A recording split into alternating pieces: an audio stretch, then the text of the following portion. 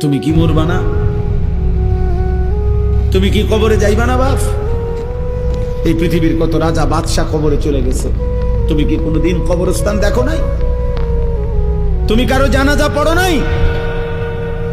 তুমি কি কোনো মানুষের লাশ দেখো নাই? আমি 5 দিন আগে আমার জ্যাঠার সাথে কথা বলে আসছি, বাড়িতে খোঁজ খবর নিছি। 5 দিন পরে আমার জ্যাঠা মারা গেছে। আমি জ্যাঠার দিকে তাকাইয়া বাড়িতে গিয়া দেখছি আমার এই সেই মানুষটা যার সাথে আমি কথা বলছি, উনি নাই, চুপ হয়ে গেছে, হাত নড়ে না, পাও নড়ে না।